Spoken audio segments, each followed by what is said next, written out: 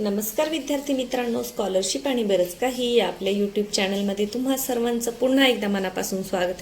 आज आपण इयत्ता तिसरीच्या विद्यार्थ्यांसाठी गणितमधला पुढला घटक पाहणार आहोत, तो म्हणजे 3 अंकीपर्यंतच्या संख्यांचा लहान मोठेपणा. आता संख्यांचा लहान मोठेपणा आपण अगदी पहिली दुसरीपासून शिकलेलो आहे, तर आपल्याला स्पर्धा परीक्षांमध्ये कशा प्रकारची उदाहरणं येतात पहा.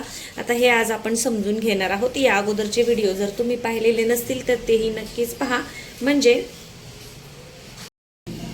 पहा, संख्यांचा लहान मोठेपणा म्हणजे काय, तर ही आहेत लहान मोठेपणाची चिन्ह. एक या बाजूला तोंड, एक या बाजूला तोंड किंवा बरोबरचं चिन्ह. तर पहा, आता मी उदाहरण म्हणून सुरुवातीला एकदम सोपे अंक घेतले. पहा, 3 आणि 5 याच्यामध्ये कोण मोठा आहे? 5 मोठा आहे. मग आपण काय करतो, हे जे चिन्ह आहे त्याचं तोंड 5ला करतो मोठ्या बाजूला आणि जी छोटी बाजू असते त्याकडे शेपूट करतो. आता हे मी लक्षात राहण्यासाठी सांगत आहे.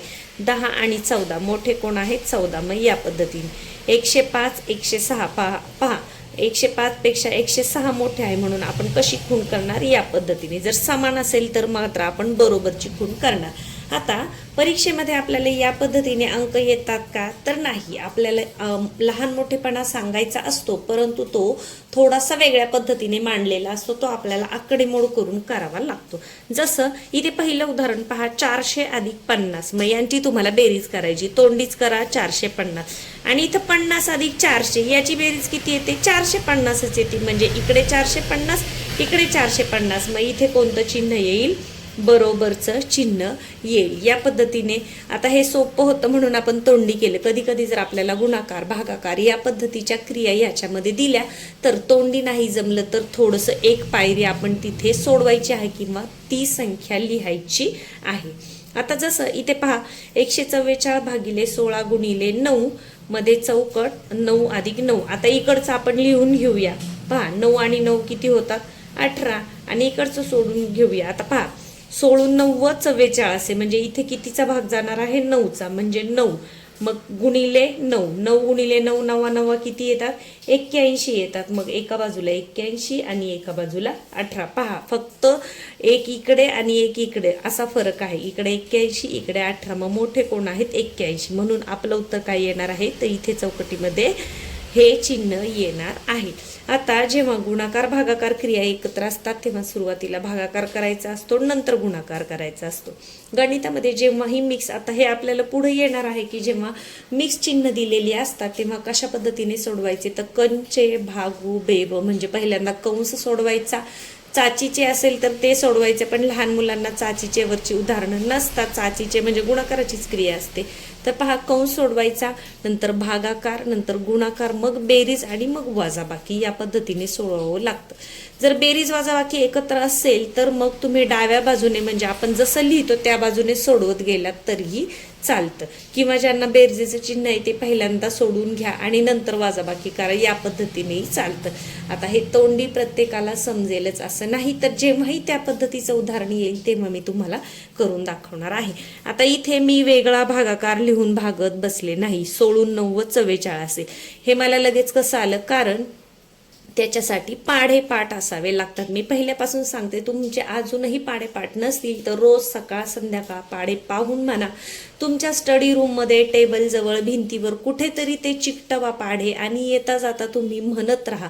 म्हणायला अजिबात जास्त वेळ लागत नाही. तुम्ही एखादं काम करता करता सुद्धा पाढे म्हणू शकता. मग पाढेपाठ असतील तर या पद्धतीची जी आकडेमोड आहे याच्यासाठी तुम्हाला कच्च्या कामाची गरज नसते. पहा, 16 9 144 म्हणजे इथे 9 आले, गुणिलेचं चिन्ह आहे असं, हे 9 आहे असे. 9 9 81 आणि या बाजूला तर 9 अधिक 9 18 म्हणजे हे चिन्ह इथे येणार आहे. तर 4 पर्याय दिलेले असतात, त्यापैकी चिन्ह तुम्हाला तिथे निवडायचं आहे. पुढचं उदाहरण पहा. आता पहा, 70 दशक म्हणजे 70 वर दशकचा 1 0 द्यायचा. याचा अर्थ काय होतो? पहा, 70 दशक म्हणजे दशकचा 1 0 द्यायचा, 10चा 1 0 द्यायचा, अधिक 8 एकक म्हणजे 8 म्हणजे हे किती येणार आहे? 708. मध्ये रिकामी चौकट आहे अशीच ठेवूया. 700 शतक म्हणजे 700 वर शतक म्हणजे 100, 100चे 2 0 द्या, अधिक 70 एकक म्हणजे 70 एकक म्हणजे 70च. मग 700 अधिक 70 किती होतात? 710. 70. आता याच्यामध्ये 708 आणि 770. 700 सारखं आहे, मग शेवटच्या अंकांवरून लहान मोठेपणा ठरवा. 8 आणि 70 मध्ये कोण मोठे आहे? 70. म्हणजे इथे कोणतं चिन्ह येणार आहे? या पद्धतीचं चिन्ह येणार आहे. तर लक्षात ठेवा, 70 दशक म्हटलंय तर 70 लिहून घ्या. दशक आहे म्हणून दशकचा 1 शून्य द्या 10चा. अधिक 8 केलं 700 अधिक 8 708. इथे 7 शतक म्हटलंय म्हणून 7 शतक, 7 वर शतकचे 2 शून्य दिले. 70 एकक म्हटलंय म्हणून 70 आहे असं लिहिलं. 700 अधिक 70 770. मग कोणतं चिन्ह आले? या पद्धतीचं चिन्ह आलेलं आहे. मग तेच आपल्याला तिथे उत्तरामध्ये निवडायचं आहे. तर या पद्धतीने इथे 70 दशक 8 एकक इथे मुलांनी फसायचं नाही. हे अगदी सोपं आहे. याच्यासाठी जेव्हाही तुम्हाला मंथनची पुस्तकं मिळतील किंवा तुमच्या आसपास जर जे विद्यार्थी वरच्या वर्गांमध्ये गेलेले आहेत त्यांच्याकडे जर ती पुस्तकं असतील तर नक्कीच तुम्ही घ्या आणि आत्तापासूनच सरावाला सुरुवात करा. कारण फेब्रुवारी महिन्यामध्ये आपली परीक्षा असते. आता जेवढं जास्तीत जास्त आपण हा अभ्यास उरकून घेऊ तेवढा तुम्हाला मग वर्गातल्या तुमच्या चाचणीसाठी, सत्र परीक्षेसाठी वेळ मिळतो आणि मग याचा नंतर तुम्हाला दिवाळीनंतर प्रश्नपत्रिका सोडवून जास्त सराव करता येतो.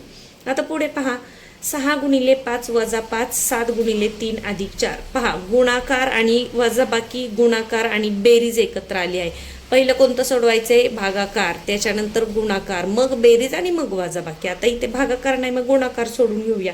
6 पंचे 30 वजा 5 म्हणजे किती येणार आहे?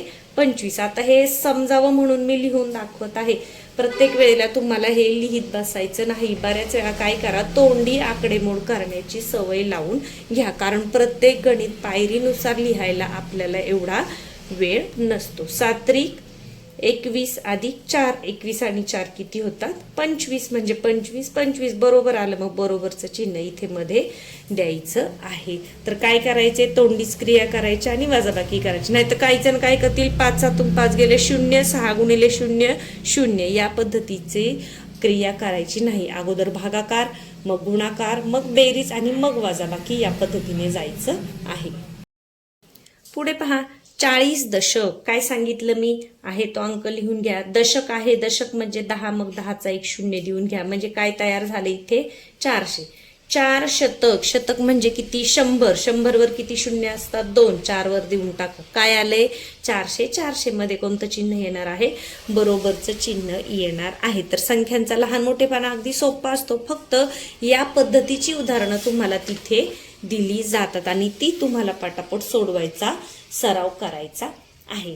पुढचा एक प्रश्न मी घेतलेला आहे. पहा, खालीलपैकी एकूण किती पर्यायांमध्ये रिकाम्या चौकटीत बरोबर हे चिन्ह वापरता येईल? म्हणजे तुम्हाला प्रत्येक उदाहरण इथे पटापट सोडवायचं आहे.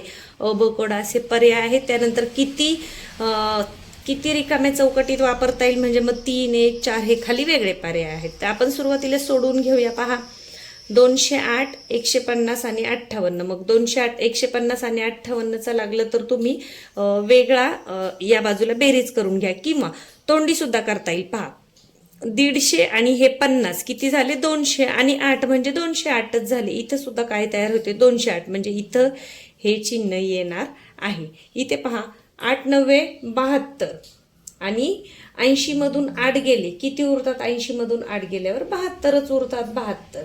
मग इथे पण कोणतं चिन्ह येईल? बरोबरचं चिन्ह येणार आहे. यानंतर 350 वजा 50 मग किती येईल? इथं 300 येईल. आणि 130 अधिक 70. पहा, 100 100 200 हे 100 म्हणजे किती झालं? इकडं पण 300 आलं. म्हणजे इथे सुद्धा कोणतं चिन्ह येईल? बरोबरचं चिन्ह येईल. इथे मात्र पहा, पर्याय ड मध्ये 125 आणि 135 मध्ये 135 मोठे आहे. आपल्याला प्रश्न काय विचारला की किती पर्यायांमध्ये हे चिन्ह येईल? तर किती ठिकाणी आले? 1 2 आणि 3. तर 3 पर्यायांमध्ये हे चिन्ह आपल्याला ठेवता येईल. म्हणून पर्याय क्रमांक 1 हे आहे बरोबर उत्तर. 1 नंबरचा जो गोल आहे उत्तर पत्रिकेतील तो तुम्ही तिथे रंगवायचा आहे. तर इथं पहा, एकाच उदाहरणाऐवजी तुम्हाला 4ही पर्याय इथे पटापट सोडवायचे आहेत आणि त्याच्यानंतर तुमचा पर्याय निवडायचा आहे. आपल्याला योग्य विचारले का अयोग्य, कितीमध्ये वापरले विचारले का कितीमध्ये वापरता येणार नाही असं विचारले. म्हणजे स्पर्धा परीक्षांचे जे प्रश्न असतात त्याच्यामध्ये प्रश्न व्यवस्थित वाचणं फार महत्त्वाचं असतं. बऱ्याच वेळा काय होतं, विद्यार्थ्यांना उत्तर येत असतात परंतु कधी कधी हा प्रश्न जर व्यवस्थित वाचला नाही तर काय विचारले हे न समजल्यामुळे, आता इथे 3 मध्ये वापरता येतं, एकामध्ये वापरता येत नाही. इथे जर लिहिलं असतं की कितीमध्ये वापरता येणार नाही तर मग आपलं उत्तर 1 आलं असतं. म्हणून प्रश्न व्यवस्थित वाचायचा आहे आणि त्यानंतर सोडवायचा आहे. तोंडी आकडेमोड करण्याची सवय लावून घ्या. पाढे व्यवस्थित पाठ करा, म्हणजे या ज्या गणिती क्रिया आहेत त्या तुम्हाला अगदी पटापट करता येतील. आपण अजून गणिताचे 2 घटक पाहिल्यानंतर आपण बुद्धिमत्तेचे सुद्धा 5 घटक ओळीने घेणार आहोत. आणि मराठी आणि इंग्रजीसाठी तुम्हाला काय करायचे तर जी शब्द संपत्ती आहे ती तुम्ही रोज वाचायची आहे. समानार्थी शब्द, विरुद्धार्थी शब्द, म्हणी, वाक्प्रचार, एकाच शब्दाचे भिन्न अर्थ हे वारंवार आत्तापासूनच वाचत राहा. आत्तापासून वाचले तर त्या दोन्ही विषयांमध्ये सुद्धा तुम्हाला पैकीच्या पैकी मार्क्स पडतात. आणि जेव्हा आपल्याला 4ही विषयांमध्ये चांगले मार्क्स पडतात तेव्हा मग आपला स्कोर नक्कीच चांगला राहतो आणि चांगले यश आपल्याला मिळतं. तर हा अभ्यास करताना अजिबातही दडपण घ्यायचं नाही. परीक्षा ही फक्त आपल्या सरावासाठी आहे. त्यामुळे जरी तुम्हाला एखादी क्रिया खूप पटापट आली नाही तरी तुम्ही प्रयत्न करत राहा. परीक्षेपर्यंत तुमच्याकडे भरपूर सारा वेळ आहे. चला तर मग पुढच्या व्हिडिओमध्ये आपण पुढचा गणिताचा एखादा घटक समजावून घेऊया. मला अशी खात्री आहे की अगदी सामान्य विद्यार्थ्याने जरी आपला हा व्हिडिओ पाहिला तरीही त्याला ही जी पद्धत आहे ही नक्कीच समजेल. जर माझी पद्धत तुम्हाला आवडत असेल तर व्हिडिओला नक्कीच एक लाईक करा. महाराष्ट्रातील प्रत्येक विद्यार्थ्यांपर्यंत पोहोचणं हे माझं स्वप्न आहे आणि ते पूर्ण करण्यासाठी तुमचं फक्त मला एक लाईक हवं आहे. धन्यवाद.